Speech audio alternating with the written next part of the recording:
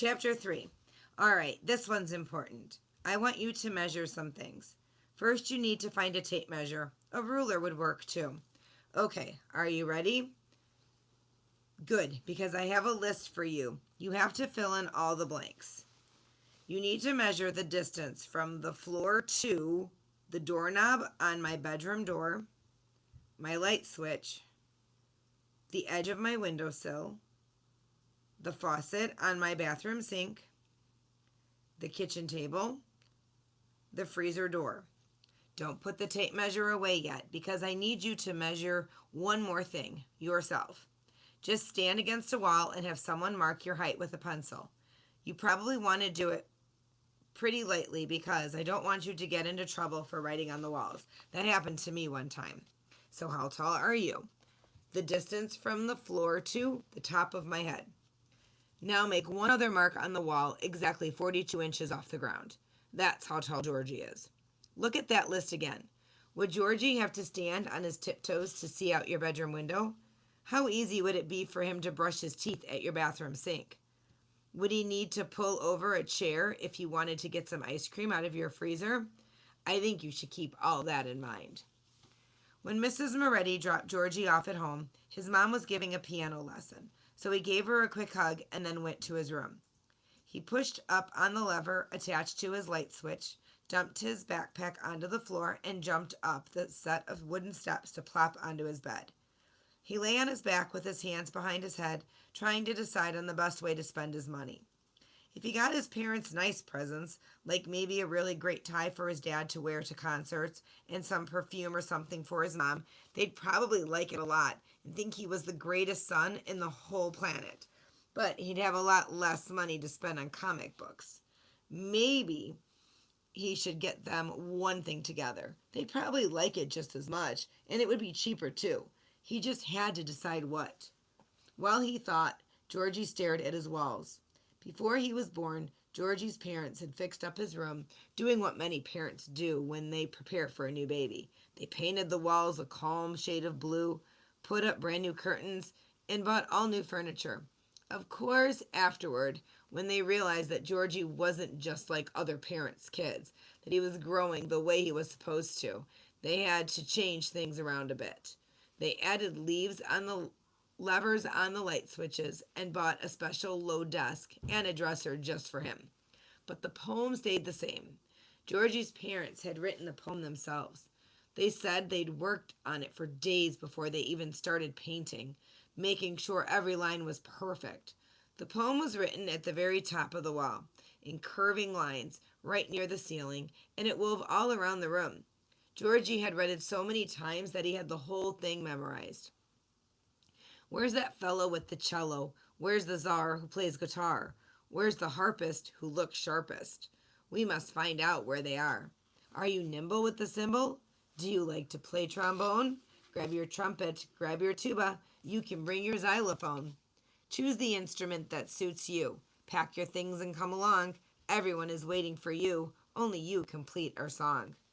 His parents had even painted little pictures to go with it, around the waves of the words. There was a miniature tuba and a small brown cello. On lazy Saturday mornings, when Georgie was awake, but not quite ready to get out of bed, he would lie with his cover snuggled up to his chin and read the poem over and over, trying to think up rhymes of his own. He'd come up with a few like, "Where's the chum who plays the drum?" But none of them were as good as the lines his parents had written for him.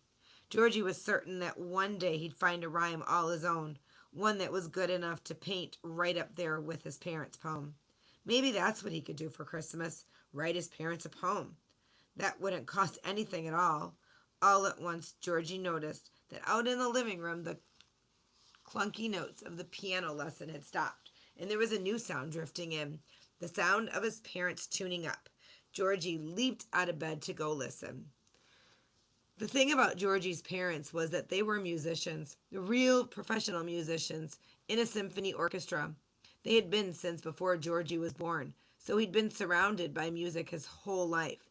His mom always liked to say that when he was a baby and the doctor asked what she was feeding him, she replied, Mozart, Vivaldi, and steamed strange carrots. It wasn't like Georgie was some kind of classical music geek, though. He knew all about the latest bands and whose hair was cool now, and what the lead singer of Trepidation's favorite kind of Pop Tart was. He just happened to like classical music, too. Andy didn't, not at all. In fact, Andy had been to only one concert with Georgie, and afterward he'd said that he'd rather eat his Nona's chicken neck special for a week straight than be bored out of his mind like that again. He said it would be cooler if Georgie's parents became rock stars.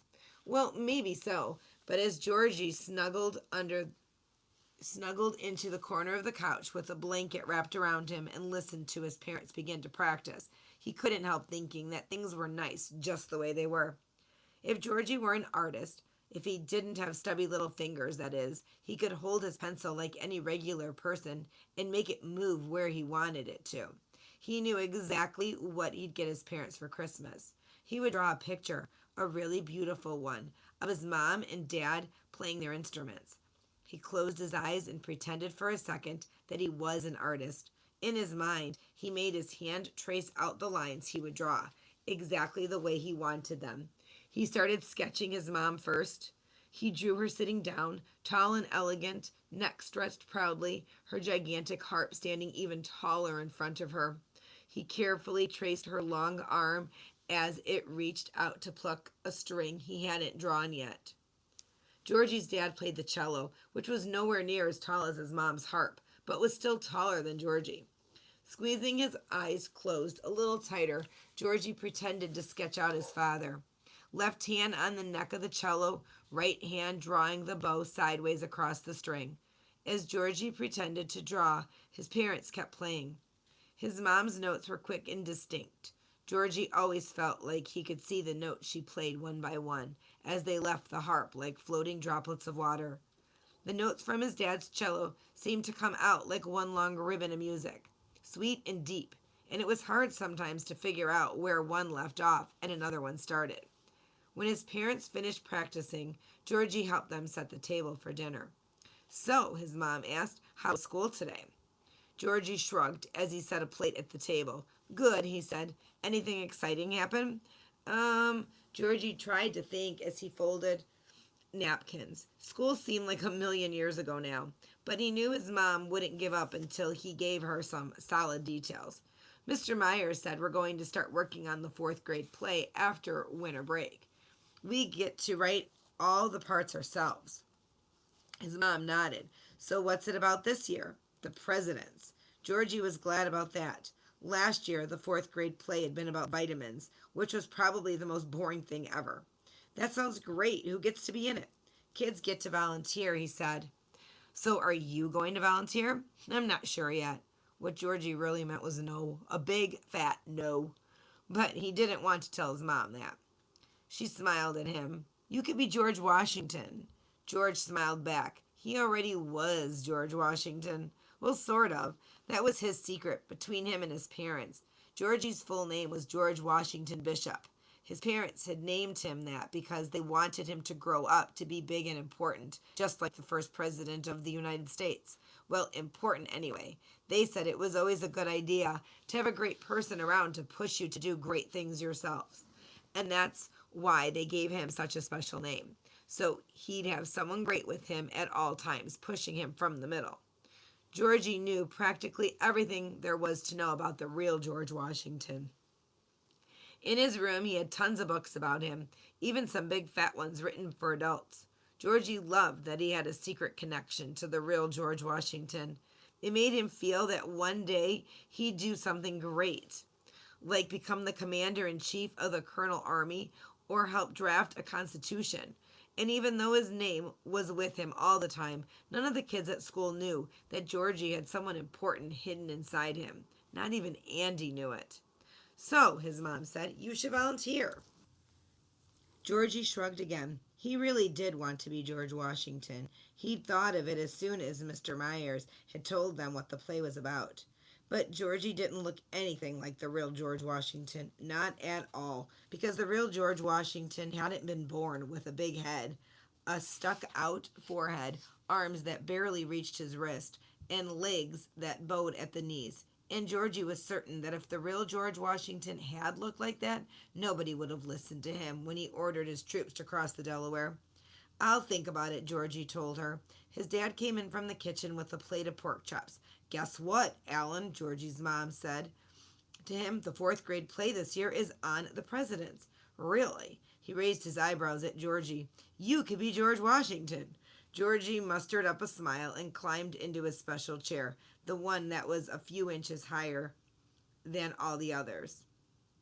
Sooner or later, he was going to have to explain to his parents that he did not look like George Washington.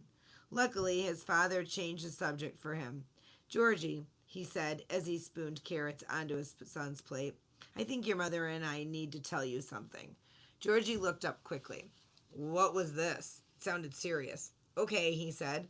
His father set down the plate of carrots and took hold of Georgie's mother's hand. Georgie looked at them curiously. They kept looking at each other, then back at Georgie. What was going on? Was someone sick? Were they moving? What? Well, his dad said, what we wanted to tell you. He cleared his throat and glanced at Georgie's mom again. Georgie held his breath and hoped for the best. Georgie, his dad said, you're going to be a big brother. Georgie's chin dropped.